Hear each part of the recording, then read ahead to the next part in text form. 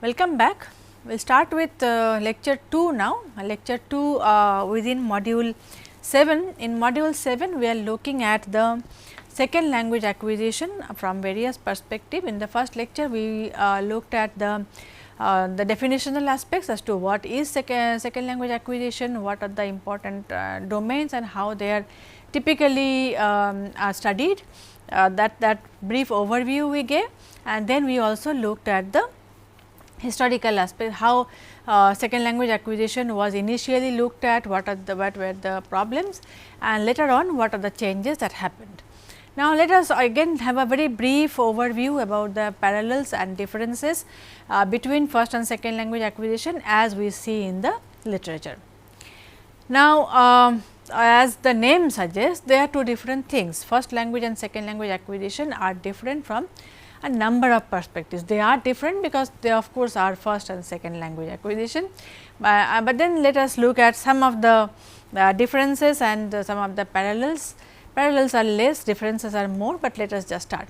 So, the first, of course, the order. First language is learnt in the beginning, second language follows. So, first language is the one that the child is exposed to since before birth, as I was telling you. Because we have already seen this in the prenatal stage also, their phonological development, they start to understand sounds and distinguish sounds and so on. So, that is how early the first language is learned. Second language makes its entry much later. In fact, in order to be called second language, child must learn it after 3 years.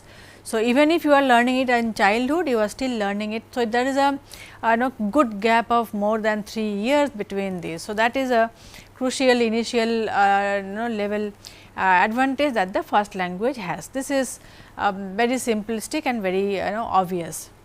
Then the second language may or may not be spoken by the parents. So, typically this used to be the case, this was more common before, that L1 was most of the time spoken by the parents. So, often most of the parents, but sometimes one of the parents might not be speaking the first language. So, across groups, across scenarios, we have seen that primarily the mother will be, that is why the term was mother tongue.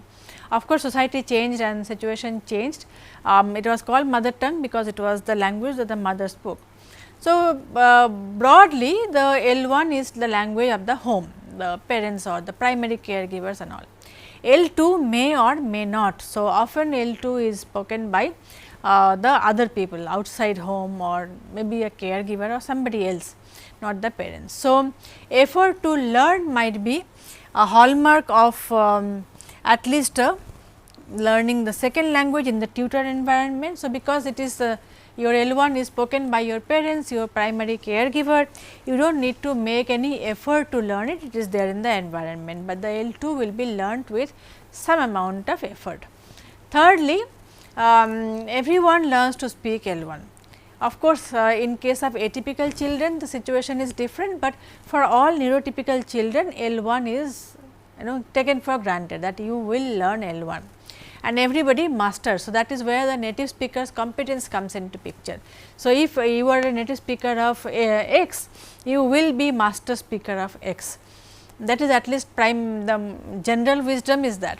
Of course, there are differences within that as well, but we are not getting there. Primarily, if you are whichever language is your mother tongue, you are expected to be very good speaker of that language, but that is not how L2 goes. In fact, in L2 proficiency and what are the factors affecting proficiency, these are domains of study.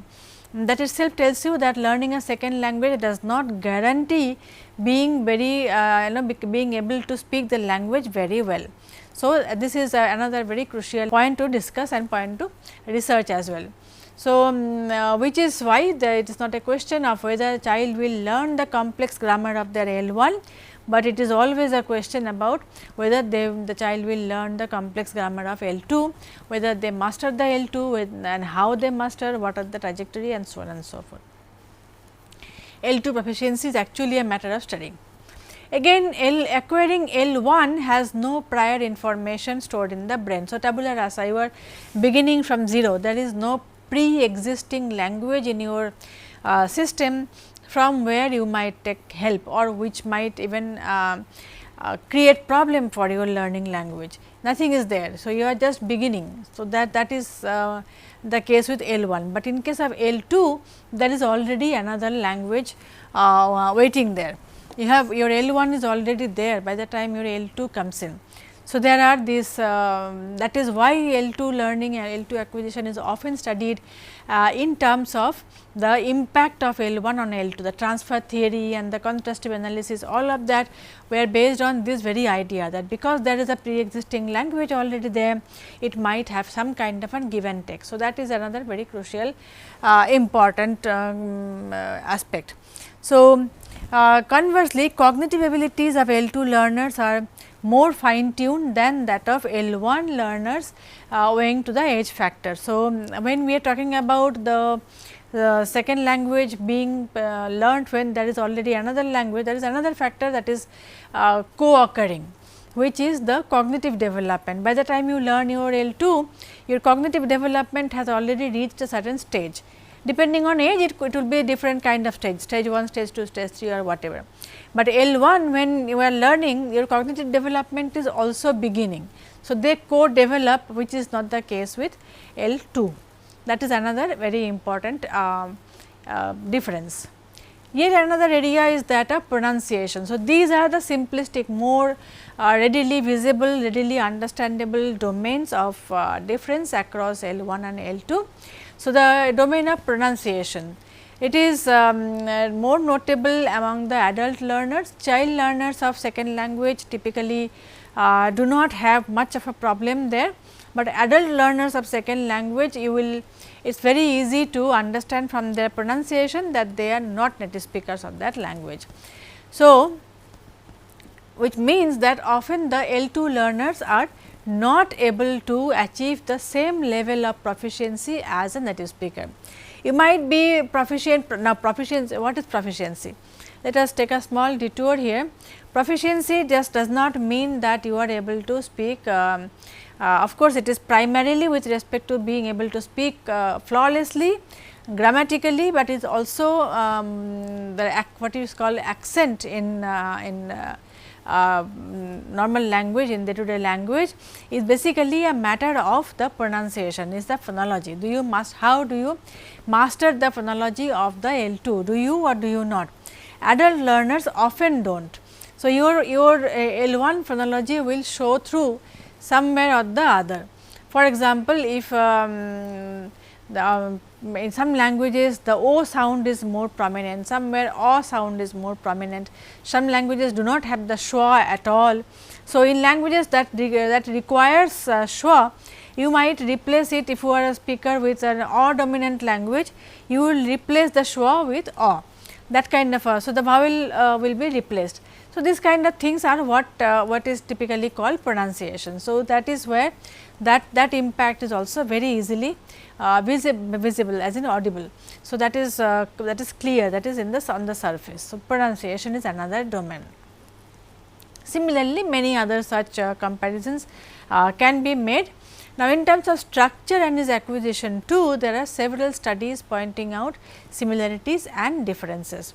So, on the one hand, the differences that we discussed are more commonsensical type, but on the other hand, in a more scientific way, in a more academically, let us say, the structures of the different languages, the L1 and L2, and the acquisition of those structures have also been studied in terms of trying to find out the similarities and differences. This is again a very vast area of research and with very rich area of research. So, we will look at only couple of notions in order to get a broad idea. So, first we will look at the morphology and then we will look at little bit on the some amount of understanding on syntax. In terms of morphology, we have already seen the stages of morphological development among children. So, we have seen that first language acquisition can be understood primarily through two different theoretical standpoints, the nativist and the constructivist. Both the theories have tried to justify, have tried to explain as to how the first language morphology is learned, what are the stages and why do we have those stages and so on, and the errors that are there. So, children acquiring first language, we have seen that across different languages there are certain kinds of similarities that we that are there, and this is utilized, this is explained in terms of universal grammar as the reflection of the underlying grammar, because every language has the similar kind of universal grammar, only the principles and parameters, certain kinds of parameter setting are to be done, hence you have broadly speaking you have similarities across languages in terms of the stages of development. So, that is one. But there are also, we have seen there are some differences in certain cases which were not which do not really fall very neatly into place with respect to this kind of a starting standpoint, and we have discussed that as well. The comparison between L1 and L2 acquisition also takes into the same kind of approach, the nativist, that is the universal grammar approach versus the functionalist approach or the creative construction approach and so on. So, on the one hand there are similarities that are explained in terms of the sharing the same underlying grammar, universal grammar or the language acquisition device. On the other hand, we have the L1 influencing the acquisition of L2 through contrastive analysis and so on. So, finding parallel, there have been studies starting way back in 1960s. So, Corder study has been very influential. Landmark study is arguably the most important in beginning a series of investigations into the parallels between L1 and L2. Are there parallels, and if they are, what are they, and if there are not, why are they there? So, this has actually been a steady line of research for a very long time, and we can trace it back all the way to Corder. Following his study, L2 interlanguage studies discussed a number of similarities between these two, L1 and L2 acquisition. For example, morpheme order studies have been very particularly important. Within that, Burt and Dulles studies I have quoted here because of their immense contribution. So, during this time they studied this through morpheme order studies, they were inspired in turn by Roger Brown's work on first language acquisition. We have already looked at Roger Brown's sequence of morphemes that children learn. So, we have seen that the order discussed by both Carsden and Roger Brown. Roger Brown's study was based on those 3 children, Adam, Eve and Sarah. So, on the basis of that, there was a pattern of acquisition was that he put forward, that I have quoted here again. We have seen this before in the morphology section. This kind of parallel was later corroborated by many other researchers. So, Brown's study came out in 73 and many other studies following that, for example, De Villiers corroborated that this kind of sequence actually exists. So, this with 21 English speaking children, they found most of the times this kind of sequence was maintained. However, one important aspect that De Villiers pointed out was with respect to the contracted and uncontracted forms. There were some differences that they found which was not as Brown reported. So, in terms of L2 acquisition, researchers following Corder and others proposed that learners' errors might be essentially similar to that of L1. So, we have already seen the kind of mistakes that or the errors that children do when they are learning the morphology. The idea was whatever all the studies that followed those Corder study proposed that L2 acquisition might throw up similar kind of errors. So, initial studies in this regard mainly contested the contrastive analysis findings, because contrastive analysis were primarily looking at the input of L1 on L2 learning. So, the initial studies that tried to look at the similarities between an L1 and L2 were busy debunking the contrastive analysis findings, but later they streamlined the domain, and as I said, Burt and Dulles work, they studied large number of children. For example, in one particular study 145 Spanish children were learning English In the US, they looked at the language acquisition, the acquisition of morphemes using what was called bilingual syntax measure created by them in 1973. And this study took a slightly more nuanced look into the types of errors that they had.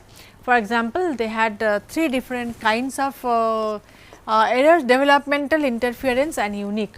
So, the interference was only 3% of errors were due to interference that they found, and because of which they said that this is not because L1 is having an impact on the L2, because the error is very less. Based on these findings, they actually created the idea of creative construction theory, that certain things are language is learned, second language is learned on their own as a separate standalone kind of a process. Anyway, so this is one of the very important contributions of their studies back in 70s. Then in another study by the same group, this time they had 250 Spanish and Chinese speaking children.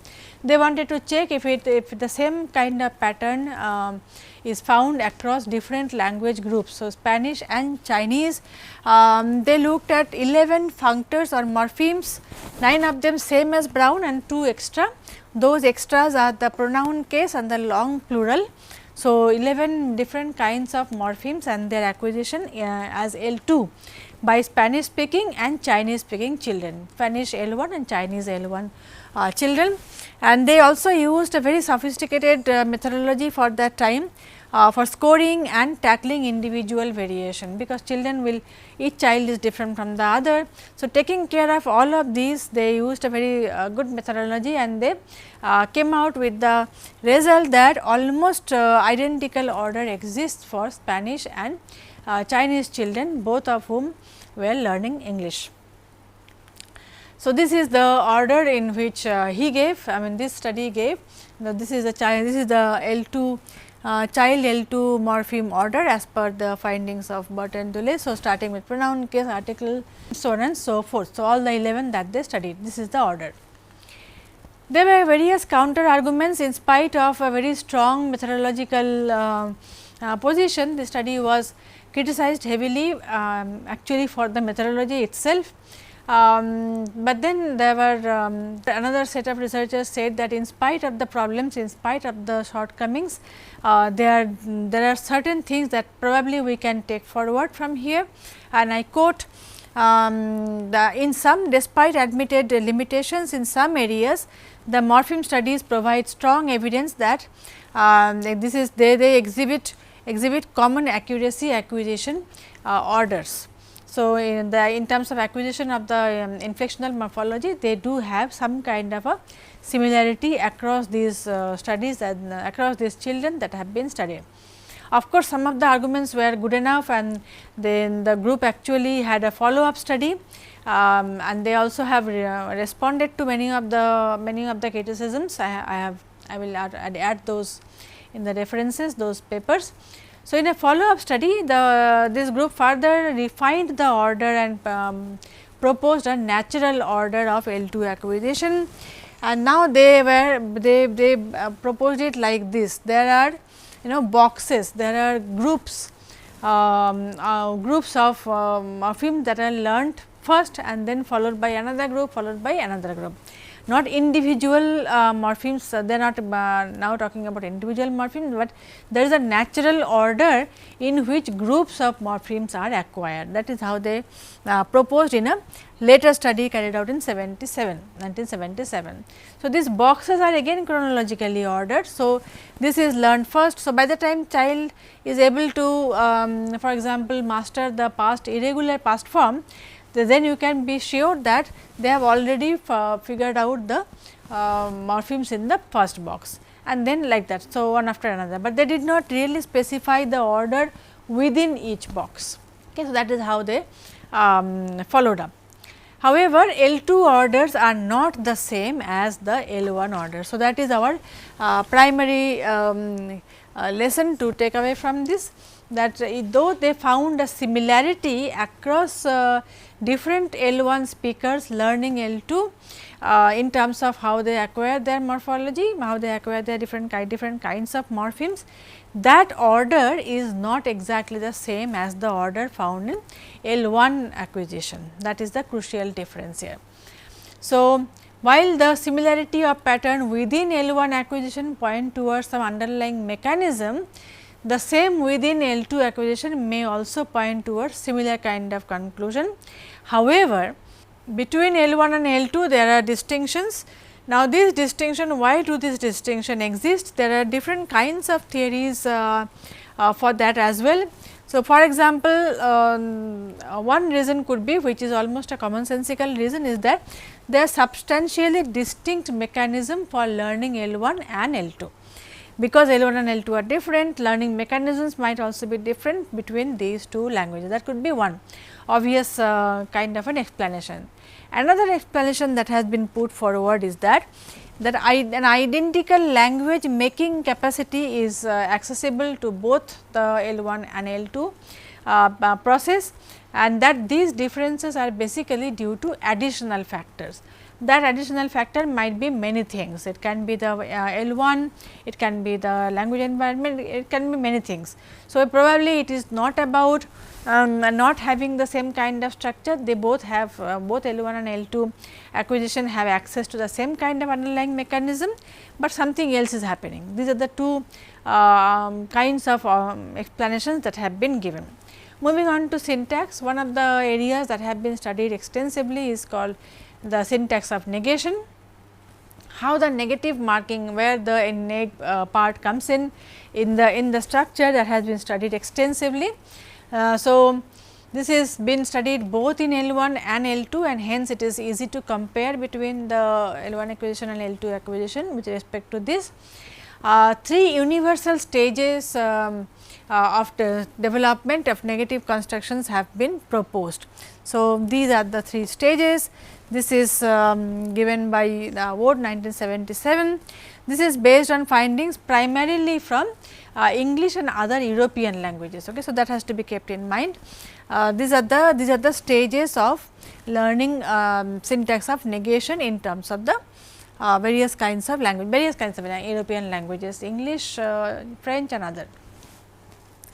Now, subsequent research also corroborated these findings from other languages. Initial results came primarily from English, but eventually other European languages were also tested, and they found the same kind of pattern. Now, coming to second language acquisition, which is our primary focus here, there was of course the question whether the similar pattern will be noticed. Just like we looked at the morphology, that in L1 there is a particular pattern. Do L2 learners use the same kind of pattern in morphology? And the same question asked here, is there a similar pattern of those three stages of learning negation in L2 as well? So, data from English as L2 suggests that same acquisition sequence within L2 learning groups. So, when all the children learning English as their L2 were found to have the same kind of sequence in terms of learning the syntax of negation. So, and this was found for both child and the adult L2 learner. So, this is the stages, these are the stages with respect to how the syntax of negation was mastered by both children and adult L2 learners when they were learning English as L2. Now, after that subsequently the other languages were also studied. One influential study, for example, looked at Swedish as L2 from different kinds of language backgrounds. They looked at how learning Swedish, whether they have the same kind of pattern or not. Turns out they also have a similar pattern. So, overall finding from a number of languages as L2 is that negation is initially placed pre-verbally, and whenever they have to put it in a post verbal position, if required by the target system, it is first acquired with auxiliaries and the copula. So, this is the pattern typically that are followed. Of course, there are long discussions here, I am not getting into that, but you get the idea that both when it is English as L2 or Swedish as L2, similar kind of pattern seems to be followed within those groups. But the more important thing for us is that this sequence that is prevalent across languages, whether it is English or Swedish, that is not the same as the pattern in L1, which is our primary goal to find out, right. So, that is not there. So, L1 sequence of learning negation and L2 sequence of learning negation in syntax, syntactically how they learn, how to put the negation, where to put it, there seems to be a difference. So, to sum up, of course, we can go on and on, this is a very interesting domain of research itself, but we have to sum up because this is not the focus. So, the sum up, we will discuss the developmental stages of L2 acquisition in detail later in the module, taking up various factors, social, neurological, psychological and all that. But based on the discussion till now, we can safely assume that there are number of differences between L1 and L2 acquisition structurally as well as otherwise. So, structurally we saw both in terms of morphology acquisition and syntax acquisition, there are important differences, even though within the group, within L1 acquisition and within L2 acquisition, there are similarities, there is the same pattern, but across L1 and L2 there are differences. So, if you are learning English as L1 versus you are learning English as L2, the sequence of learning the same morphological structures or the same syntactic structures will be different. So, at the same time now of the shift, there is a shift in focus from comparing bilinguals to monolinguals, or let us say comparing first language acquisition to second language acquisition. That kind of comparison is now not very not studied very well, I mean not studied very popularly. The focus has shifted on from now looking at bilingualism itself, second language acquisition itself, because there is a large number of variation within second language acquisition research itself. So, different kinds of factors that we already talked about, that are now getting more attention as opposed to comparing between L1 acquisition and L2 acquisition. So, this is where we complete the lecture 2 of module 7. Thank you.